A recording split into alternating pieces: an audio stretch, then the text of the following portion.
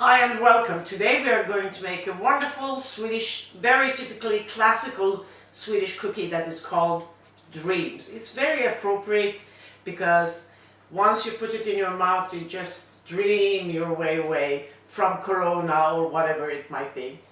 So this is a very classical ingredients when we have the Swedish fika, the coffee break. And it's very simple, so let's get started. We have to start with some room temperature butter. It has to be room temperature because you have to mix this by hand, not by mixer. Then you add sugar to it, and all the measurements, by the way, they are at my blog, so you can get the exact measurements there. Here I will just show you the technique. So you have the room temperature butter, and it has to be real butter. Then you pour the sugar over it and mix it with a fork. And the reason why you cannot mix this with the mixer is that the temperature of the cookie, if it starts melting, then the butter will start floating. So you just mix this until it's done, and I will show it to you. And if it's too much, you can do it a little bit by hands until it gets together, but not more, because your body temperature would also make the butter melt. So I will just get my gloves and get going with it. Okay, so we have now mixed this together, so you see it's a little bit lumpy. It's the butter and the sugar. And don't mix it with the mixer because the temperature will get too high. Now you add the oil and just mix it around so that it's very well incorporated. There we go.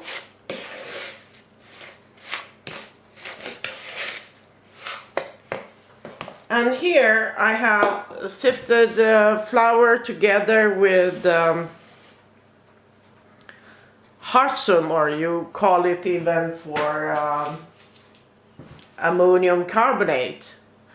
So it's ammonium carbonate, no baking powder, and then it's vanilla sugar and flour that's sifted in here. So we'll just shift place and mix it all in and continue mixing with the fork until it's very well, everything is wet and so on. And don't worry about it being very lumpy because the oven will take care of that. So just make sure to mix it. I will be using my hands shortly.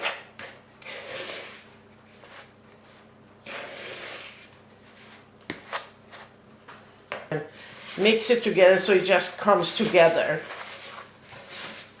Not much, but just together, so that because your body temperature will also melt everything, so don't use too much of effort for that.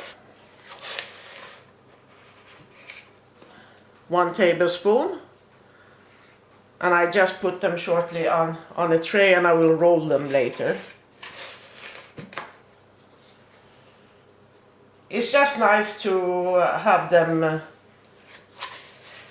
the exact amount of the same size. Okay, now we have parchment paper. We measure 1 tablespoon. Now there is some secrets to making this very good. One is, do not open the oven while that is going on. That will ruin it. Another one is actually that you put it, after forming it, you put it away in a cool place for at least 1/4 of an hour. So we will just make sure that they're round. Continue going until you're done with the whole dough. I don't make too many of them because I will just eat them all up. So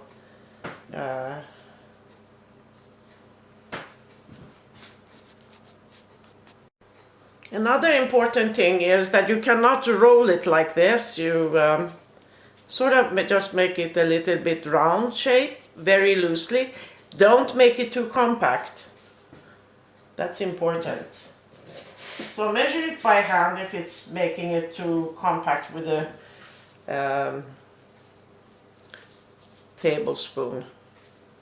You just push them together so it's just holding together, and when you put it there you just push it down a little bit. And you just continue going until you're done. This is one, and usually in Sweden they talk about having 7 different kinds of cookies for the Swedish fika. But that's very old-fashioned. Nowadays there's maybe 1 or 2, but and maybe just 1.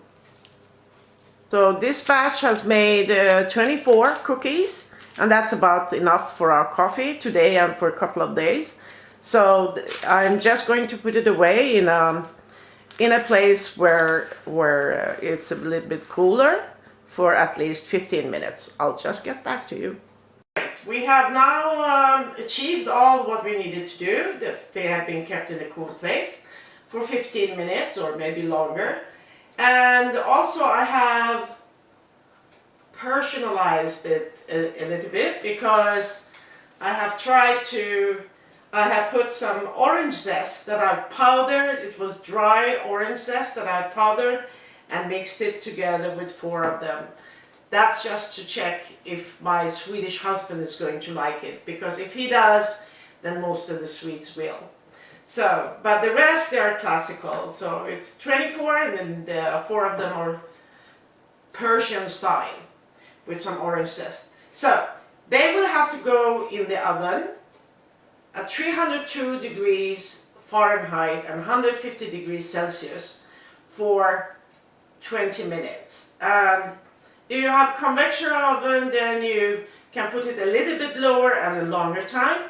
But I would recommend that you have over and under heat. That would be just perfect, and that you take this at the lower place of the oven. So let's do that and get back to you when they are ready.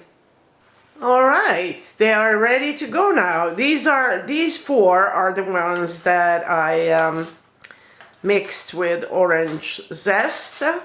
The rest are the classical ones, and I'm now just going to put them away in on a tray to get cooler.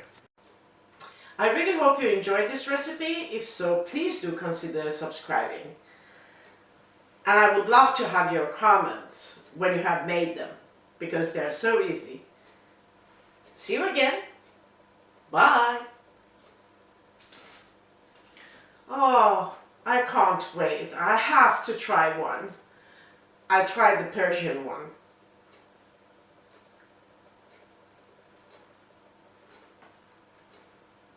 Oh, it's so good. It's fluffy, it's crunchy, and that orange,